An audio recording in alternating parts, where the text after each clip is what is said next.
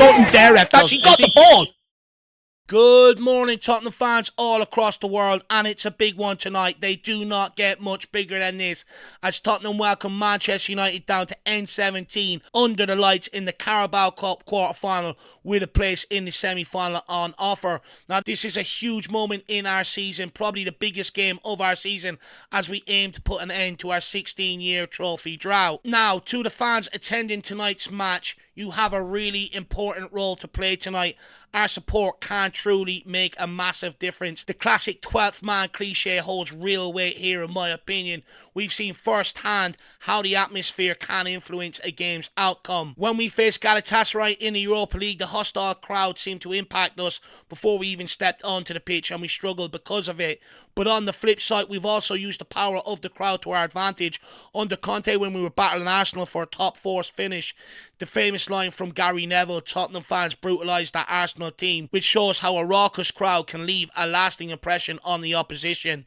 So tonight we need to create that electric atmosphere full of passion and emotion to help push our team over the line. And if you are going to that game and you are in the South Stand, the return of the Chef have organised a meet at gate 253 in the South Stand to sing and create atmosphere. So if you're going, make sure you get down and play your part. So let's get into it. The lineup that I think Postecoglou will select to put Tottenham into a cup semi-final. In goals, it will be Fraser Forster, who's set to come in for his 8th game since Vicario's injury and his 10th of the season overall. Not bad for a player who likely didn't expect to play as many matches for Tottenham Hotspur this year. However, he stepped up and handled and managed the situation a lot better than what many of us Spurs fans expected, so he deserves a lot of praise. He does come into this game off the back of keeping a clean sheet against Southampton, so hopefully the confidence is high and he can build on that here. Now, despite Man United having a challenging season, they have plenty of players that have plenty of talent capable of scoring goals, so Forrester will need to stay switched on for the full 90 minutes here. Moving on to left-back, Destiny Udogie was forced off before the 30th minute mark in Tottenham's 5-0 victory over Southampton, raising concerns about his availability today. Postecoglou has provided an update stating that Udogie hasn't suffered an injury but is still feeling sore from the game. While he hasn't ruled him out, he will assess his condition given the quick turnaround. Now, Postecoglou previously brought Romero and Van de Ven back early against Chelsea when they weren't fully fit, and that decision backfired, so I don't think Postecoglou will take that risk again, which means Jedi Spence Tacular is in line to start his 2nd game of the season. Now, he was absolutely brilliant against Southampton, and I would argue was the catalyst and actually set the tone of Tottenham's intensity and play in the first half. Of course, in minute 1, most other players would have took the easy option, passing it back to Radu Dragusin. He spun his man, got Tottenham on the attack and played Maddison in behind. Not only that, defensively they tried to test him for the first 10 minutes, putting balls down on top of him, and he dealt with every single one of them. And then, of course, after 30 minutes, went on to play the exact same game at left back, not giving away the ball once. What an absolute performance. And has saved Postecoglou's job twice this season, against Southampton and against Coventry. So hopefully now that groin injury that he suffered most of this season is behind him and that he can kick on. Now, it is worth noticing that Jed Spence also was limping after the Southampton game and did come off early. Is that alluding to that maybe he picked up a knock? However, I expect him to be more ready for this game than Destiny Udogie. And I do think this match will be a big test to see if Spence is capable of more than just filling in occasionally as a once-off, or whether he can maintain this level of performance and become a reliable option for the team and Postecoglou moving forward. So I think tonight is a huge night for Jedi Spence. At right back, Postecoglou did try to rest Pedro Porro against Southampton. Of course, that didn't go to plan, having to come on after 30 minutes. However, I do think with him being rested for Southampton from the off, I do think it was giving us a hint that he was being rested for tonight's game. Now, Pedro Porro, of course, hasn't been on form, especially defensively. A lot of wingers getting a lot of change out of him in recent times. However, with Jed Spence putting in the performance he did against Southampton, hopefully it maybe rejuvenates Porro, lays down a marker, and hopefully he realises his position could potentially be under threat and delivers a great performance here, because he is capable of them. I don't think Pedro Porro is a bad player, but I do think fatigue is playing a massive part. He has played the most minutes under Postecoglou since he's arrived. Also, I do think he is also going to become a target for Man United. I think Amarim would do his homework. I don't know where he's going to put Jallo. I think Garnacho could also return. Jallo's on form. Garnacho will have a point to prove after being dropped from the Manchester Derby Day squad. So defensively, he will be tested and targeted, and he has to stand up for the fight here. At centre-back, Postecoglou gave an update today. Ben Davies no closer to returning, and Romero and Van de Ven confirmed out until after the new year, which means Radu Dragusin and Archie Gray will continue their partnership at centre-back. Now, this will be a much tougher test for Radu Dragusin and Archie Gray than what they've previously encountered against Rangers and Southampton. Man United have a lot more quality players, and in the game that we bet them 3-0 at their place, they also created a few chances, hit the post, etc. before we went on to dominate that game. So the warning signs are there. They are going to be tested this game. The big question is, how do they step up?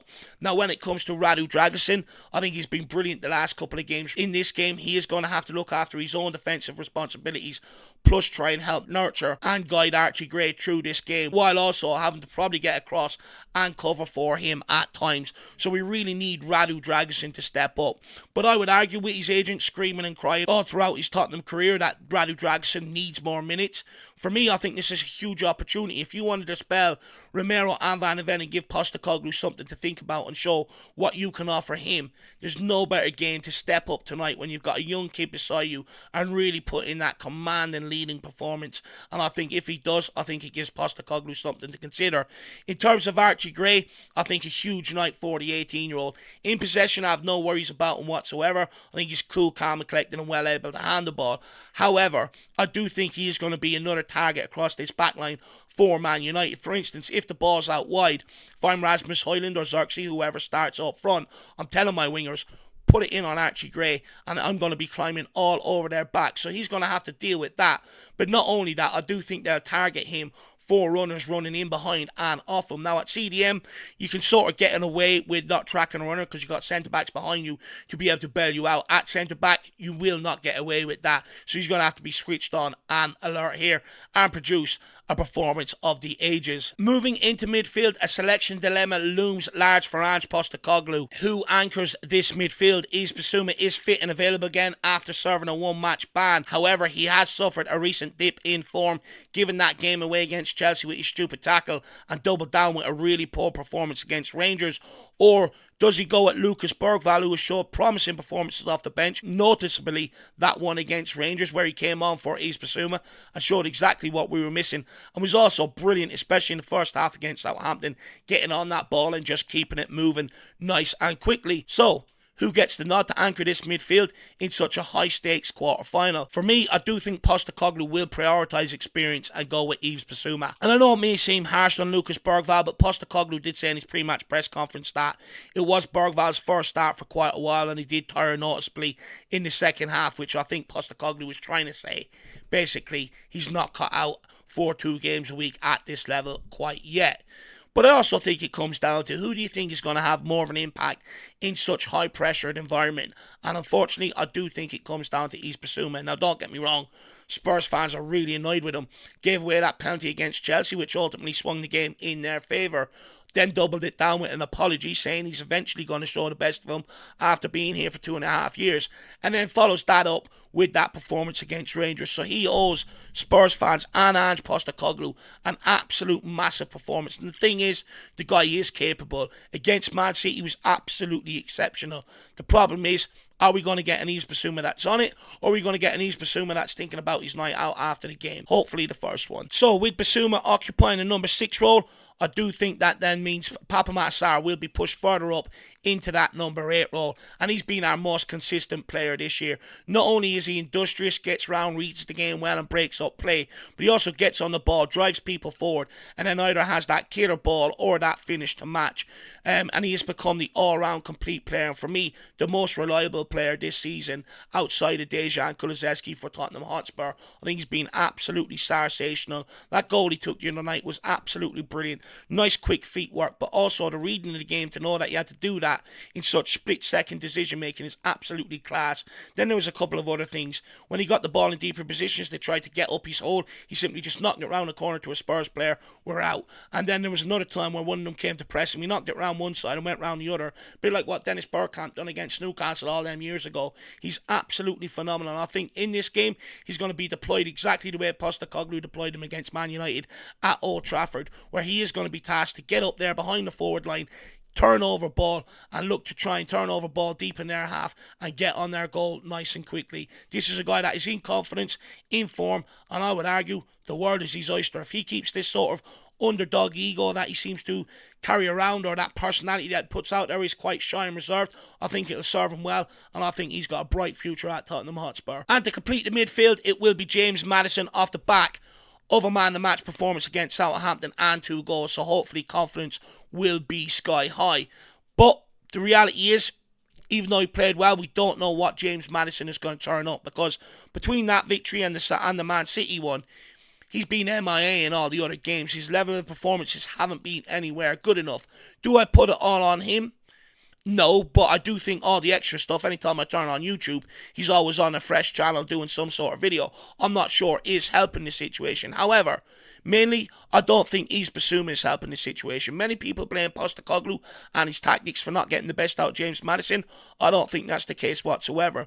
When Bissouma's in that midfield, he slows it down. He takes too many touches, and often, because he can't pass the ball out and doesn't have a passing range, he has to dribble the ball out under pressure and try and make that 5-10 yard pass and create the angle, which slows it down and allows the whole opposition lineup to get behind the ball, all 11 men, which then takes up James Maddison. James Maddison is a creator. He's a centre attacking midfielder. He operates between the midfield and the back line, picking up pockets of space to try and get turned, open them up, and use his quality to devastate an effect. But when you allow everybody to get behind the ball like Bissouma does, it means James Maddison then often has to drop back deep into midfield, in front of them, pick up that ball and try and unlock the door. So I do think when Bentancur gets back from his suspension after Christmas Day, I think he's available for the game on the 26th. I want him straight back in there, because I think once you do, you allow Maddison to stay a lot higher up the pitch and actually go and affect the game.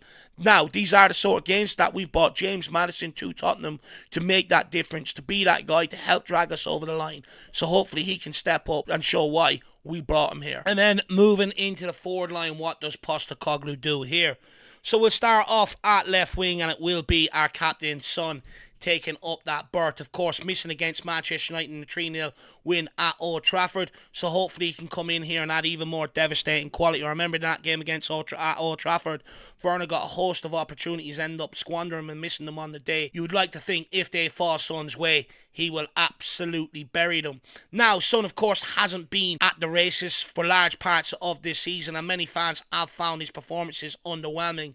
However, one thing I know with Spurs fans, if you step up in a cup game like this and drive us to the semi-final, all will be forgiven very, very quickly. And I would hope that he's found his confidence back in that Southampton game. He was absolutely brilliant in the first half. He caused them trouble all game long down that side. Didn't give their right back an easy game whatsoever, and of course leaving the game at halftime with a goal. Now, some did suggest that he left the game because of a knock, but I do expect him to be fully fit here for today's game. Moving on out to right wing, and I have gone with Dejan Kulusevski. I think Postecoglou will pick him.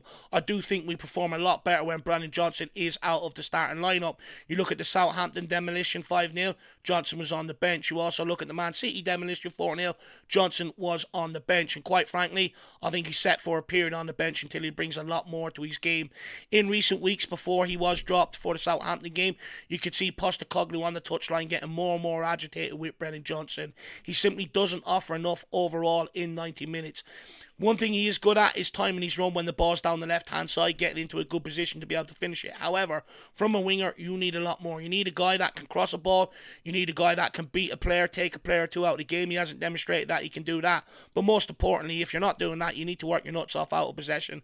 And often he fails in that regard as well. So until he learns to tick them boxes, I think he's set for a spell on the bench, despite him being the club's top goal scorer, which is a real shame. But he hasn't shown any signs that he's gone off and worked on any other side of his game. When you're coming up against Man United here today, if we dominate possession and we end up forcing them backwards, you're coming up against a back five, and what you need against a back five is a guy that can get on the ball, create 5 yards of space, and either skin his man to devastating equality or just deliver a very good accurate ball into the box 4 players to go and get on the end of. So I think all in all, Dejan Kulusevski has to start out here. Also, he's got a big job in getting back and helping Pedro Porro. Pedro Porro has been fatigued and has had huge trouble defensively, which means for now we need someone to get back there, help quell the pressure on him, get his confidence back so he can start getting back to being confident defending one-on-one, and then you can keep your winger higher up the pitch. But until then, you need Kulusevski to get back. Now, when Brendan Johnson has started most games this year, Pedro Porro has been exposed. When Kulusevski started out on the right wing last year, Pedro Porro looked a lot better defensively. So I also think there's something to add to that. Lastly, I would say James Maddison. Like I said, we're coming up against 3 centre-backs here. He's going to have to make a lot of second runs off Dom Solanke.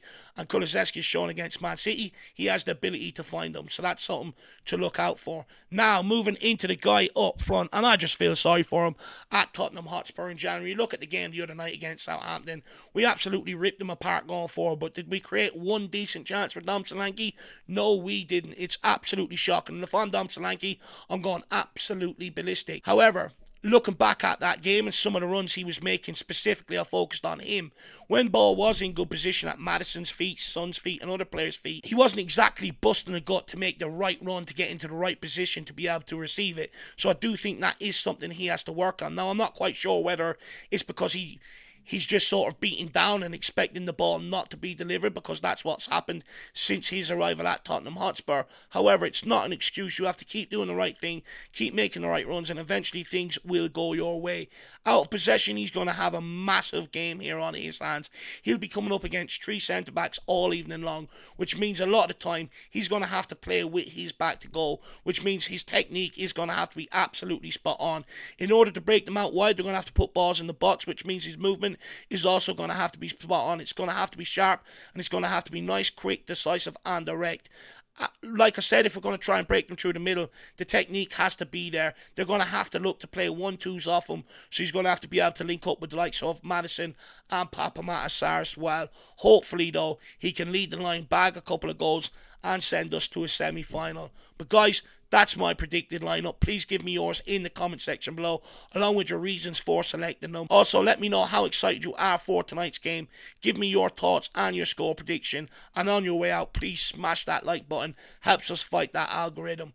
Thank you very much for tuning in. Guys, I'll see you back here at 5 p.m. for the pre-match build-up for tonight's massive quarter-final. As always, come on you Spurs. In the big hands we trust. We never stop. Let's go, baby.